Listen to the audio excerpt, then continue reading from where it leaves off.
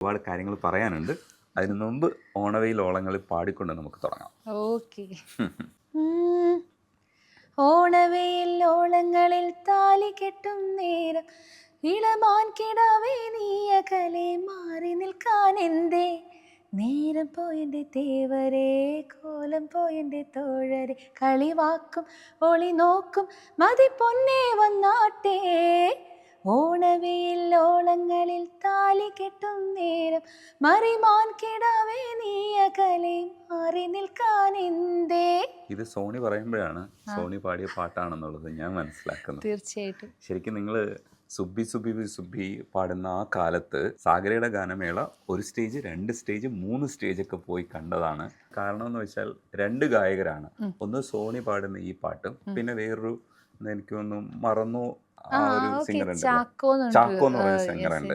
ഇവർ രണ്ടുപേരും ഉള്ളത് കൊണ്ടാണ്. പ്രത്യേകിച്ച് നിങ്ങൾ അന്ന് ഞങ്ങൾ ടീനേജ് ആണല്ലോ, അപ്പോൾ സുന്ദരിയായിട്ടുള്ളൊരു ഗായിക പാടുന്ന പാട്ടെന്ന് പറഞ്ഞ ഹെവി പാട്ടായിരുന്നു. 10ാം ക്ലാസ്സിൽ പഠിക്കുമ്പോഴാണ് സാഗരയിൽ പാടുന്നത്. വളരെ സന്തോഷം.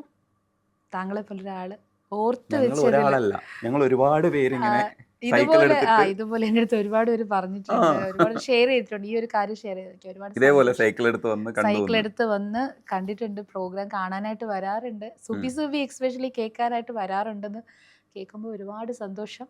എന്നെ ഒരു പക്ഷേ സോണി എന്ന് പറയുന്നതിനേക്കാൾ കൂടുതൽ ട്രിവാൻഡ്രത്ത് ഞാൻ പഠിച്ച് മണക്കാട് സ്കൂളിൽ പഠിച്ച ആ ടൈമിൽ ഒരു ഏകദേശം 7ാം ക്ലാസ് 8, 9, 10 ഈ ഒരു ടൈമിൽ ഒരു ബ്രേക്ക് പോലും ഇല്ലാതെ പ്രോഗ്രാംസ് ചെയ്തുകൊണ്ടിരുന്ന കാലഘട്ടത്തിൽ എന്നെ ഞാനാക്കി മാറ്റിയത് സുബിയാണ്. അപ്പോൾ സുബി പാടിയ സോണി എന്ന് പറഞ്ഞ പെട്ടെന്ന് ആൾക്കാർക്ക് ഈ രൂപമല്ല ഈ കോലമല്ല ഒരുപാട് വർഷം മുന്നെയാണ്. അന്ന് ഒരുപാട് ഭാഗ്യമുള്ള അല്ലെങ്കിൽ എല്ലാവരുടെയും ജീവിതത്തിൽ നല്ല കാലഘട്ടം എന്ന് പറഞ്ഞ് ഓർത്ത് വെക്കാനുള്ള ഒരു കാലഘട്ടമായിരുന്നു എനിക്ക് ആ കാലം എന്ന് പറയുന്നത്. സുബി 2 വരിയെങ്കിലും പാടാം. എൻ്റെ ഏറ്റവും ഇഷ്ടപ്പെട്ട അലിഷ ചിനോയ് എന്ന് പറയുന്ന ഗായികയുടെ പാട്ടാണ്. എന്നാലും ഞാൻ മൈക്കിൽ അനുകരിക്കുന്ന പോലെ അത്രയും വരില്ലെങ്കിലും ശ്രമിക്കാം. യാദ് തുമ്ഹാരി ജബ് ജബ് ആയേ ഗീത് തുമ്ഹാരാ याद दिलाए यादों का गम जब दिल को सताए मेरे लबों पे नगमाए आए जुबी जुबी जुबी zubi zubi zubi zubi zubi zubi hey hey. ഇത് കേൾക്കുന്ന സമയത്തുണ്ടല്ലോ എന്തൊരു കയ്യടിയായിരുന്നു എന്നറിയാമോ? അതെ അതെ, ആ ഹേ എന്ന് പറയുമ്പോ തന്നെ പിന്നെ അങ്ങോട്ട് എനിക്കിപ്പോ ഓർമ്മ വരുന്നത് പിന്നെ ഈ പാട്ടൊക്കെ കുറച്ച് കഴിഞ്ഞപ്പോഴൊക്കെ പ്രോഗ്രാം സ്റ്റോപ്പ് ചെയ്യാനായിട്ട് പാടുന്ന ഒരു പാട്ടായി മാറി. എന്താ അറിയോ? അടി ബഹളം ആകെ പ്രശ്നമാണ്. കാരണം ഡാൻസ് കളിക്കുമ്പോൾ ഈ സംഘാടകരുമായിട്ട് പ്രശ്നം, ട്യൂബൊക്കെ എടുത്ത് അടിച്ച് അവിടെ ആകെ പിന്നെ പാട്ട് നിർത്തി വെക്കേണ്ട ഒരുപാട് പേര്. ഈ പാട്ട് തുടങ്ങുമ്പോൾ തന്നെ പോലീസൊക്കെ സ്റ്റേജിനടുത്തോട്ട് വരുമായിരുന്നു. ആ തുടങ്ങിയിട്ടുണ്ട് ഈ പാട്ട് മിക്കവാറും അടിയാകും. ഡാൻസ് കളിക്കുമ്പോൾ ഗ്രൂപ്പുകൾ തമ്മിലും ഭയങ്കരമായിട്ടുള്ള പ്രശ്നം ഉണ്ടാവുമായിരുന്നു. ഇപ്പൊ കുറച്ചുകൂടെയൊക്കെ ഡാൻസ് കളിക്കാനൊക്കെ നമ്മൾ പഠിച്ചു സംഘമായിട്ട്. വ്യത്യാസമുണ്ട് കേട്ടോ. അത് പറഞ്ഞത് വലിയൊരു കാര്യമാണ്. എന്നാലും എൻ്റെ ഒരു അഭിപ്രായമാണ്, പണ്ട് പാടുമ്പോൾ ഞങ്ങളധികം കണ്ടിട്ടുള്ളത് കൊണ്ട് പറയാൻ, ഞങ്ങൾ പെർഫോം ചെയ്യാറില്ല, ഓഡിയൻസ് ആണ് പെർഫോം ചെയ്യുക. ഇപ്പൊ നേരെ തിരിഞ്ഞു, സ്റ്റേജിലാണ് പെർഫോമൻസ് കൂടുതൽ. ഇപ്പൊ പാട്ടിനേക്കാൾ കൂടുതൽ സിംഗേഴ്സ് ഇതെന്താ പറയാ പെർഫോമൻസിൽ കോൺസെൻട്രേറ്റ് ചെയ്യുന്നത് കൊണ്ട് എത്രത്തോളം പെർഫെക്ഷൻ വരുമെന്ന് എനിക്ക് അറിയത്തില്ല. അതൊരു കഴിവാണ്, അങ്ങനെ ചെയ്യാൻ പറ്റുന്നത് വലിയൊരു ടാലന്റ് ആണ്. അതാണ് കുറെ മാറ്റങ്ങൾ വന്നിട്ടുണ്ട്. നിങ്ങൾ ഇന്നായിരുന്നെങ്കിൽ സ്റ്റേജിൽ കുറച്ചുകൂടി രസമായിട്ട് പെർഫോം ചെയ്യാൻ പറ്റും. ഇല്ല, ഞാൻ ഇപ്പോഴും അതേപോലെയാണ് ഞാൻ ചെയ്യുന്നത്. എനിക്ക് ഒരു ചേഞ്ച്, ഞാൻ കാലഘട്ടം മാറിയതനുസരിച്ച് ഒരിക്കലും മാറില്ല.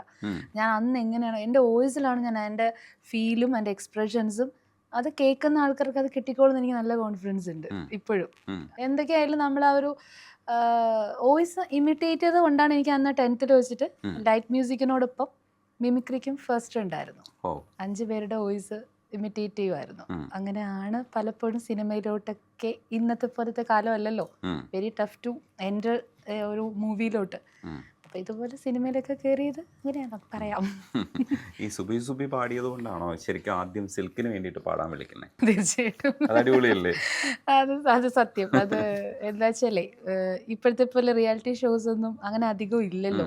അപ്പോൾ ഗാനമേള തന്നെയായിരുന്നു പബ്ലിക്കിന്റെ ഏറ്റവും വലിയ ഒരു ഞാൻ ഈ സംസാരിക്കുന്നതൊക്കെ മനസ്സിലാവുന്ന നമ്മുടെ ആ ഒരു കാലഘട്ടം, അല്ലെങ്കിൽ അന്ന് ഒരു മിഡിൽ ഏജ് ഒക്കെ ആയിരുന്നവർ ഇപ്പോൾ കുറച്ച് അവർക്ക് മനസ്സിലാവും ഞാൻ ഈ പറയുന്നത്. അവരുടെ സന്തോഷം അവർ ഇന്ന് ടി വിയിലിരുന്ന് കാണുന്ന മാതിരി ലൈവ് പോയി കണ്ടിട്ടാണ് അവർ സന്തോഷിച്ചിരുന്നത് ഗാനമേളയ്ക്ക്. അപ്പോൾ ഇതുപോലെ ഈ ഒരു മോഹൻ സിത്താരങ്ങൾ ഈ പാട്ട് സുഖവാസത്തിലെ സിൽക്ക് സ്മിതയ്ക്ക് വേണ്ടി ഒരു പാട്ട് ചെയ്യുമ്പോൾ ആരുണ്ട്, അത് കൂടുതൽ പാട്ടിനേക്കാൾ കൂടുതൽ എക്സ്പ്രഷൻസ് ആണ്. അപ്പോൾ എക്സ്പ്രഷൻസ് എന്ന് പറയുമ്പോൾ ഹാ മച്ചാ ഇങ്ങനെയാണ് ആ പാട്ട് തുടങ്ങുന്നത്. ഫസ്റ്റ് ആലോചിക്കണം, അന്ന് ഈ പാട്ട് പാടുമ്പോൾ ശരിക്കും എനിക്ക് 15 വയസ്സ് അങ്ങനെ ഒരു ഏജ്, ആ ഒരു ടൈമിലാണ് ഞാൻ, അമ്മ എന്നെ സ്കൂളിൽ വന്ന് കൂട്ടിയിട്ട് യൂണിഫോം ഒക്കെ ഇട്ട് തരങ്കണി സ്റ്റുഡിയോയിൽ പോയിട്ടാണ് ഞാൻ ഈ പാട്ട് പാടുന്നത്. ഇന്നും ഞാനത് ഓർക്കുന്നുണ്ട്. അപ്പോൾ ബംഗാര ബംഗാര ബംഗാരയാടുമ്പോൾ രംഗോലിയാകും നീ മുന്നിൽ എന്നൊരു പാട്ടാണ്. അപ്പോൾ ചിച്ചിക്കിട്ട് കിട്ടി ചിക്ക് ചാ ചാ ചാ, ചിച്ചിക്കിട്ട് കിട്ടി ചാ ചാ ചാ, ഈ സാധനം ഇങ്ങനെ കംപ്ലീറ്റ് ഇന്നത്തെ മാതിരി കട്ട് ചെയ്തിട്ടോ എഡിറ്റ് ചെയ്തിട്ടോ പിന്നെ ഒന്നും പാടുന്നതല്ല. അന്നത്തെ കാലഘട്ടം എന്ന് പറയുന്നത് കംപ്ലീറ്റ് ലൈവ് ഓർക്കസ്ട്ര പൊക്കോണ്ടിരിക്കുമ്പോൾ നമ്മൾ പാടണം, ആ ടൈമിൽ നമ്മൾ പാടണം. അങ്ങനെ ഒരു ഭാഗ്യം കിട്ടിയിട്ടുണ്ട്. ജോൺസൺ ഭയങ്കര ജോലിയാണ്, ടാസ്ക് ആണ്. ഒരാൾ തെറ്റിച്ചാൽ കംപ്ലീറ്റ് ഓർക്കസ്ട്രേഷൻ ചെയ്യുന്നവർ, അതിൽ ഏതെങ്കിലും ഒരു ഇൻസ്ട്രുമെന്റ് തെറ്റിച്ചാൽ പോലും ആദ്യം മുതലേ തുടങ്ങണം. അത് ജോൺസൺ മാഷിൻ്റെയും രാജമണി സാറിൻ്റെയും ഒക്കെ പാട്ടുകൾ. അതുപോലെ എനിക്ക് പാടാൻ ട്രാക്കൊക്കെ പാടാൻ ഭാഗ്യം കിട്ടിയിട്ടുണ്ട്.